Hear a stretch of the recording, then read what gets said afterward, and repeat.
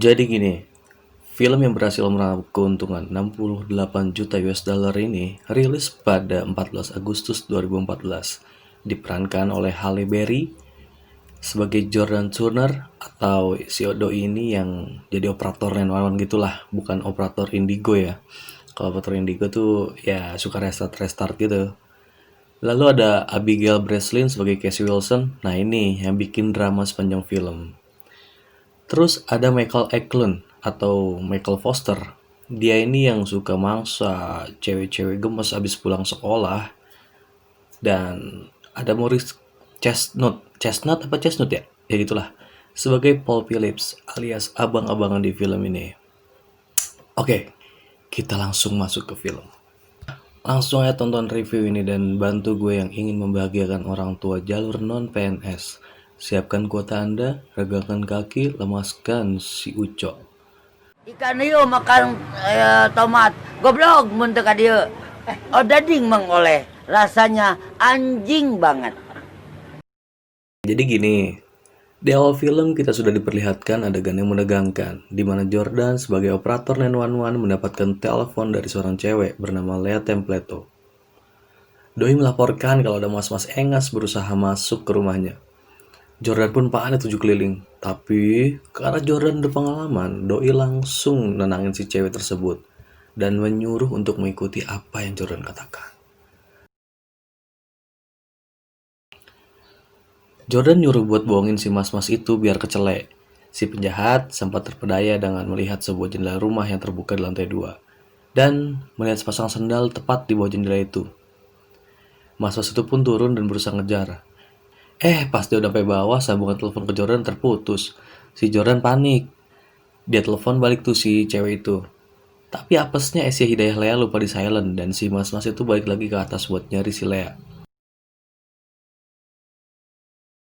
Sambit menyambit pun terjadi dan terdengar oleh Jordan. Naas beberapa hari setelahnya Lea diberitakan meninggal. Jordan pun papuy alias palanya puyeng karena ngedenger dan ngeliat berita tersebut.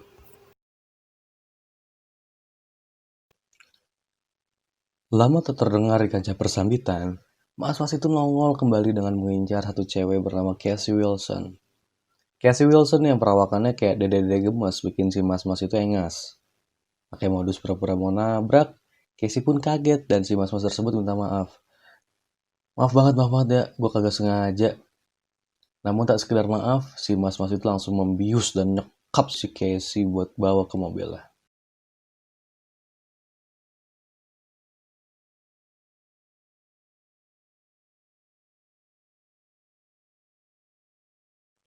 Casey yang terbangun mengira sedang ada di hotel bintang 5, ternyata doi sadar. Anjing, gue lagi di mana nih? Oh, lagi di bagasi. Casey yang mencoba menelpon 911 dan saat itu Jordan dilema karena bawahannya kebingungan dan tidak bisa melacak telepon Casey. Sontak Jordan dalam hatinya, jangan naik lagi, jangan naik, aduh, ngeri. Tapi si Jordan bingung kan, adalah kayak mau gak mau gue ambil teleponnya dan langsung nelfon sama si Casey. Jordan langsung memberikan petunjuk untuk mempermudah menemukan lokasinya. Kemudian Jordan nyuruh si Casey buat nyongkel lampu mobil itu dan dadah-dadah keluar. Hai, ada gue di dalam, woi, tolong, woi. Awalnya ada mama yang ngeliat dan nelfonin Wan. Namun si mak ini bikin si mas-mas itu curiga dan membelokkan arah mobilnya keluar tol.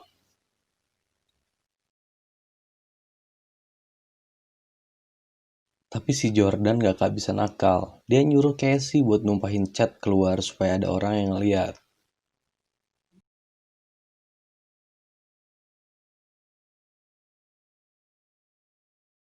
Nah, di sini sebenarnya ada seseorang yang ngeliat ada cat keluar dari mobil si Michael dan berusaha buat ngasih tahu si Michael kalau ada cat tumpah. Si Michael yang cuma mangut-mangut baik karena dia tahu pas ini kerjaannya si Casey. Kecurigaan ini membuat si bapak membuat dia ngikutin mobil si Michael buat mastiin kecurigaan dia kalau memang nggak ada yang aneh-aneh di sana.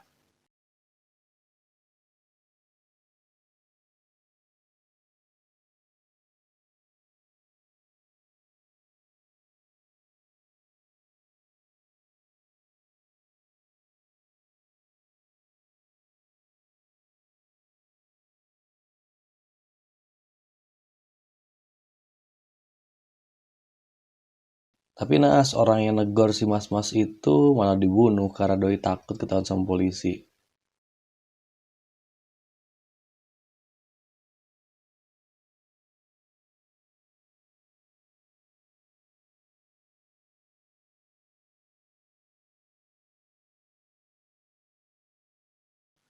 Ada momen di mana polisi menemukan mobil si Michael lagi terparkir dengan kondisi bagasi terbuka dengan tumpahan cat tadi.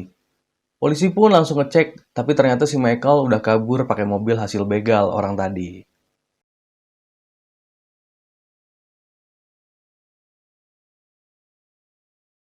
Lalu si mas-mas ini nuker mobilnya dengan mobil orang yang tadi dibunuh untuk kabur. Doi panik, gelisah, lunglai, karena takut ketahuan polisi. Ya iyalah bos, lu udah nyulik anak orang. Lanjut, Michael yang lagi asik dengerin lagu koplo mendengar ada kebisingan dari bagasi yang membuat tadinya lagi santuy menjadi naik pitam. Michael pun memberhentikan mobilnya, Cit, dan langsung mencoblos perut si bapak itu hingga menjadi gubernur. Gila, serem banget nih orang. Oke, scene berganti. Philips yang hampir kecelek ngeliat ada pecahan botol abotil yang bekas dipakai si Michael. Philips pun langsung menyelidiki botol tersebut dan menemukan identitas si Michael. Ada momen selanjutnya di mana si mas-mas lagi isi bensin di Pertamini, Casey pun sadar ada kesempatan doi keluar lewat jok mobil dan langsung teriak. Ada si mbah yang mau bantuin namun gagal maning. Karena si mas-mas langsung nyemprotin bensin dan bakar si mbah. Anjir, serem banget ya ini bocah.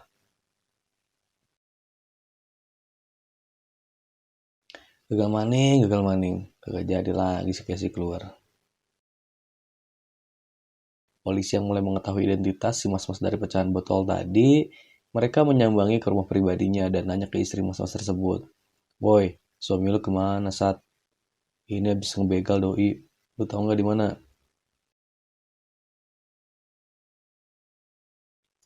Tapi di situ polisi mendapatkan petunjuk bahwa ada rumah masa kecil si mas-mas dan adiknya.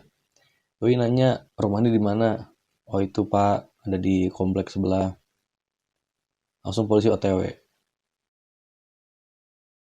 Ketika polisi membawa pasukannya untuk ke rumah itu, pas mereka nyergap, rumahnya sih nemu, orang yang kagak ada. Gagal dari anjing.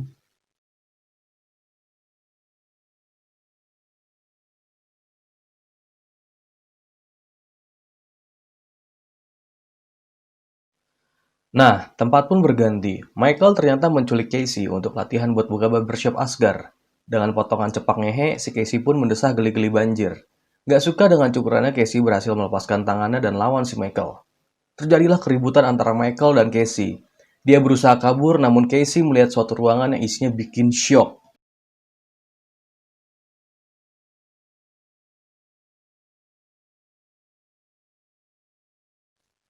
Lanjut, Jordan yang penasaran, dia pun langsung ke sana sendirian. Sampainya di rumah itu, Jordan gak nemuin apa-apa. Sama kayak polisi tadi, kosong, melompong. Motor ganggu aja anjing. Jordan cuma nemuin ada foto-foto seorang gadis yang sepertinya kena penyakit kanker.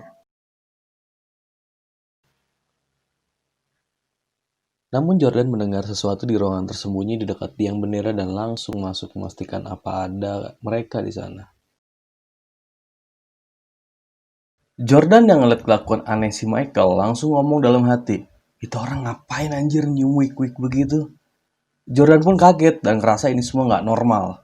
Jordan yang hampir ketahuan karena ngeliatin si Michael, dia berhasil ngumpet di dalam lemari dan untungnya aja gak ketahuan.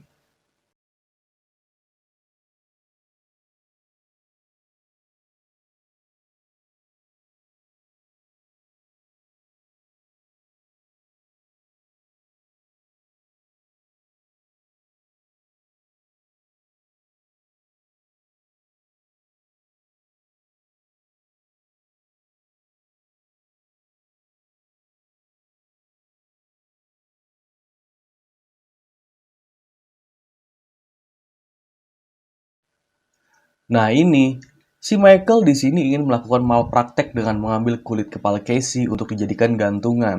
Baru setengah membelek, Jordan pun datang dan langsung gebuk si Michael.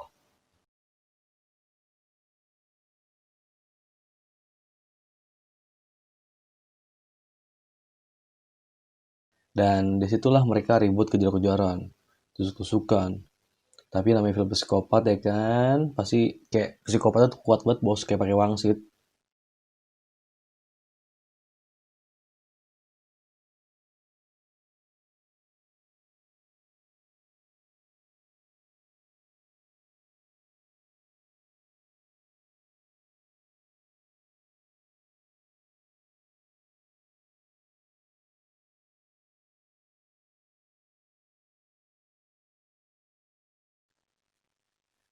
Jordan Casey berhasil mengalahkan si mas-mas itu dengan menusuk dan menendang doi ke bawah sampai pingsan. Karena kesal, mereka pun ngikat si mas-mas tersebut di bawah ruang bawah tanah sehingga akan mati perlahan dan nggak ada orang-orang yang tahu.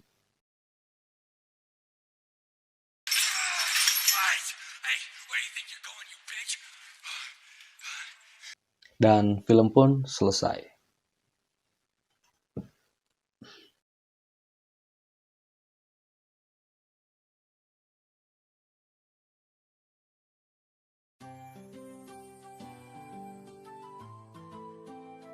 Jadi gini, film ini menceritakan tentang sibuknya kantor 911. Menceritakan Jordan sebagai operator yang menangani kasus Casey yang diculik oleh Michael Foster. Michael Foster seorang psikopat yang mengincar dede-dede gemes untuk diambil kulit kepalanya. Ternyata, Michael Foster ini memiliki adik perempuan yang ternyata kena penyakit kanker. Maka dari itu, doi ngambil kulit kepala yang rambutnya mirip dengan adiknya. Oke, gitu doang reviewnya. Semoga nggak bermanfaat. Jangan lupa bantu gue untuk ngebanggain orang tua jalur non-PNS dengan tonton video-video yang nggak jelas di channel ini.